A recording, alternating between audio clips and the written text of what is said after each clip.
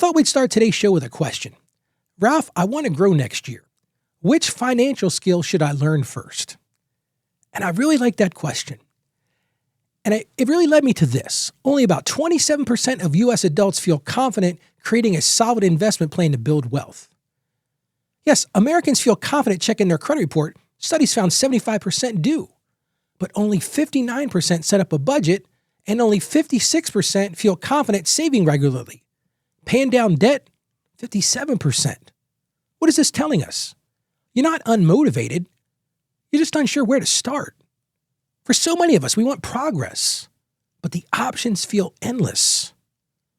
And growth isn't luck, it's learned. See, I want you to hear this loud and clear right now. Growth doesn't just happen. You don't magically drift into financial wisdom, you develop it.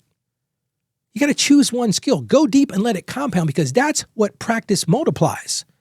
So on today's show, I want to build some skills to help you do just that as we approach the new year.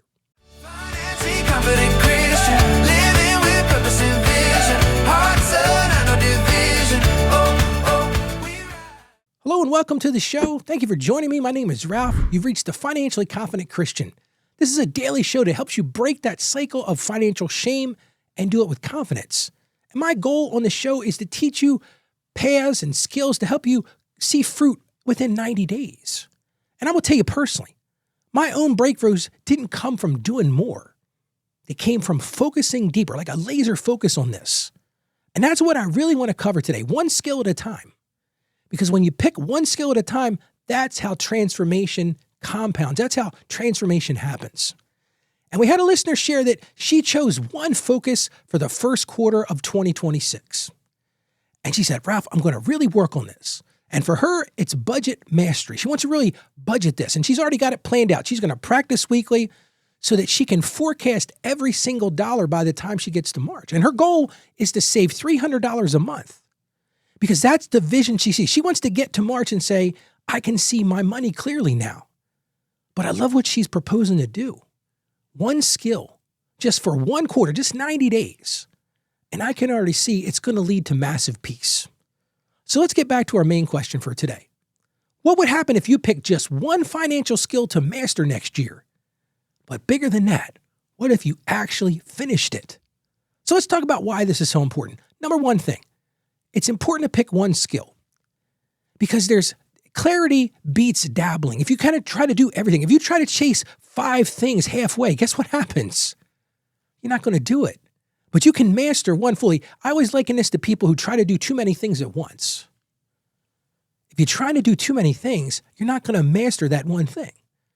So right now, ask yourself, which skill would change my stress the fastest? What would be the best bang for the buck, as they say? Is it budgeting for you? Is it understanding basic investing? How about tax planning? Great time to talk about tax planning because guess what? Tax time's not too far away. Or maybe for you, you really need to bring some money in. Maybe it's that side hustle setup. Just pick your lane, pick that one thing and just focus on it. Because depth in that one thing will produce huge dividends. Second step. Once you pick that one thing, create a 90-day plan. Because you don't want to say, well, all of next year, I'm going to focus on this one thing. Because guess what's going to happen? You're going to lose your motivation. I truly believe that short cycles create quick wins. Don't think year long. Think, this is my first quarter mission. This is my January, February, March mission. It's more manageable when you do that. Maybe you choose a course, some online course. Maybe you pick a book, or maybe you actually find a mentor and just commit to 90 days. Every week, I'm going to work on this particular financial skill. Because what you're going to find is you're going to get some quick wins. And when you get those quick wins, it fuels that long-term faith. It fuels that long-term growth. You don't need endless time. You just need focused seasons.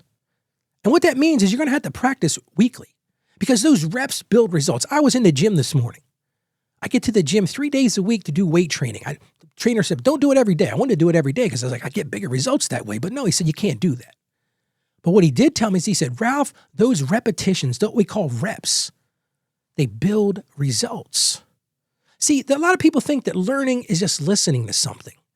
You can listen to all the podcasts. You can listen to all the gurus online telling you how to save money, how to budget, how to pay down debt.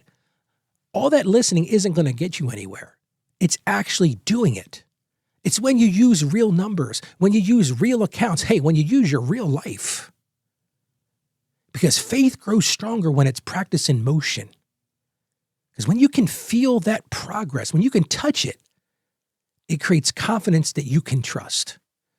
And one big takeaway for today, and I remember learning this in college, share what you learn. Because when you teach somebody else, it's a great way to master that skill yourself. I remember in college, we would have study groups, and each of us would pick a particular topic. Maybe there was an exam coming up, and this person would study this part, and this person would study that part. Well, then when they came back to the group, it was a way to master it. So tell your spouse about your goals. Tell your kids. Tell a friend. Tell them what you're learning.